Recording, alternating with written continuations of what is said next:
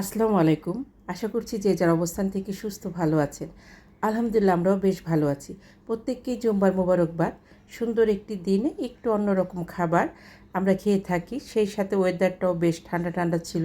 Weather demand আর পরিবারের demand দুটো মিলে আমরা আজকে খিচুড়ি মাংস রান্না করব। পুরো রান্নাটা খিচুড়ি এবং মাংস হাতে মেখে রান্না করব। আমন্ত্রণ জানাচ্ছি দিলরুবার হেসেলে, সাথে থেকে দুটি রেসিপি দেখার জন্যে। আমার মনে হয় রেসিপি দুটো আপনাদের কাছে ভালো লাগবে। এখানে আমি 2 কেজির মতো গরুর গোশত নিয়েছি, আর এই পাতিলটাতে আমি খিচুড়ি রান্না করব। এখানে 2 পট ভাতের চাল, এবং চালটা খুব চিকন।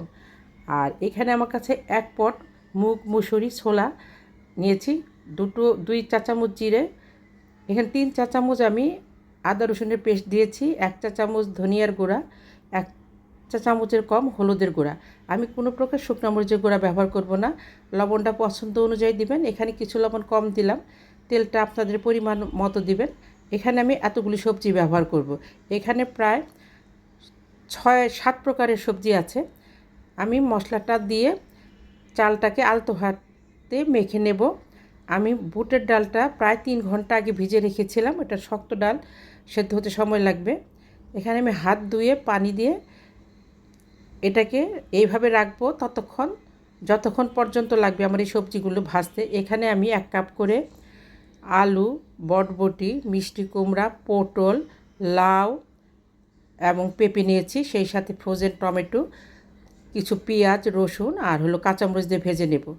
ওটা ভাজা হতে থাক, আমি এখানে মাংসটা মেখে নেব। এখানে আমি 4 চা চামচের মতো আদা রসুনের পেস্ট এবং 3 চা চামচের মতো জিরের গুঁড়া ব্যবহার করব। জিরাটা আমি পরে আবার গুঁড়া ব্যবহার করব, তার জন্য কম দিয়েছি। এখানে পেঁয়াজ রসুন কিউব করে কেটে নিয়েছি। হলুদের গুঁড়া, ধনিয়ার গুঁড়া প্রায় আমি এখানে উঁচু 2 চা চামচ। ঝালটা একটু বেশি দেব, খিচুড়ি মাংস খেতে ঝাল ঝাল হলে ভালো লাগে। আর যেহেতু আমি খিচুড়িতে শুকনো মরিচ ব্যবহার করব না, তাই মাংসে মরিচের গুঁড়াটা বেশি দিয়েছি। লবণটা অবশ্যই পরিমাণ মতো দেবেন। আমি এই তেলটা খুব একটা বেশি দেব না, হাতে মেখে রান্না করলে তেলের পরিমাণটা বেশ কম লাগে। এটাকে আমি খুব ভালোভাবে মেখে নেব। প্রায় 5-6 মিনিট ধরে আপনি এটাকে খুব ভালোভাবে মেখে নেবেন। সুন্দর করে মেখে নিলে তরকারিটা খেতে বেশ ভালো লাগে। এখানে আমি হাত ধুয়ে যতটুকু পানি দেওয়া দরকার দেব। আমার গাছের তেজপাতা না, এটা দারচিনির পাতা, আস্ত দারচিনি। আমি এখানে খিচুড়িতেও কিছু দারচিনির পাতা, এলাচি। আমি এখানে গুঁড়া গরম মশলাটা ব্যবহার করব, যার জন্য আস্ত গরম মশলাটা আমি এখানে কম দিচ্ছি। যারা দিলরুবার হেসেলকে সাবস্ক্রাইব করে পাশে আছেন তাদেরকে অসংখ্য ধন্যবাদ। যারা এখনও সাবস্ক্রাইব করেননি প্লিজ সাবস্ক্রাইব করে দিবেন। সেই সাথে আপনাদের লাইকটা দিতে কিন্তু ভুলবেন না। আপনাদের একটা লাইক আমাকে এগিয়ে যেতে অনেকটা সাহায্য করবে। এখানে আস্ত কিছু আমি সাজিরা দিব, এটা যদি ঘরে থাকে খিচুড়িতে দিবেন, খিচুড়িটা খেতে বেশ ভালো লাগে। আমি এখানে যে বাটিটাতে চাল ছিল সেই বাটির 2 বাটি এবং খুব অল্প পরিমাণে দিয়েছি। আমি ডাল এবং সবজির জন্য কোনো প্রকার পানি দেব না। খিচুড়িটা আমি একদম ঝরঝরা করব না, একটু হালকা গামাখা থাকবে। সবজি খিচুড়ি মানে মানুষে মনে করে এটা নরম হবে, আমি এটা নরম রাখিনি। আমি এটা ঢেকে একটা বলক চলে আসলেই আমি এটাকে জালটাকে কমিয়ে দেব। আর আমি পাশাপাশি দুটো চুলায়, একটায় খিচুড়ি এবং একটায় মাংস বসিয়ে দিয়েছি। আমার খিচুড়িটায় সুন্দরভাবে বলক এসে গেছে। আমি একটু নেড়ে চেড়ে জালটা কমিয়ে ঢেকে রান্না করব। আমার চালটা খুব চিকন, একদম পোলার চালের মতো, রান্না হতে সময় লাগে না।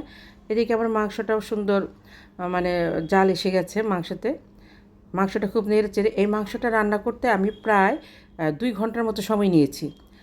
এখানে একটু ঘি আছে, যার জন্য আমি আস্ত ঘিয়ের বয়মটা খুললাম না। এই ঘিটা আমি খিচুড়ির মাঝে দিয়ে দিব, সেই সাথে কিছু গরম মশলার গুঁড়া দিয়ে দিব। ঘি ইচ্ছা করলে আপনারা স্কিপ করতে পারেন, তবে ঘি দিলে খেতে বেশ লাগে। আমার মাংসটা কিন্তু কষানো শেষ হয়ে গেছে। পাশের চুলায় আমি একটু গরম পানি বসিয়েছি। খিচুড়ির জন্য আমি এখানে মাংসেতে ঝোলের পরিমাণটা বেশি দেব। খিচুড়িতে একটু ঝোল লাগে, আর এটা যদি আমি ভাত দিয়ে খেতাম তবে এত ঝোল আমি এখানে ব্যবহার করতাম না। এই অল্প কিছুদিনের জার্নিতে আমার বেশ অনেক নতুন নতুন বন্ধু হয়েছে, যারা আমাকে প্রতিনিয়ত সুন্দর সুন্দর কমেন্ট করছেন দেশ দেশের বাইরে দূর দূরান্ত থেকে।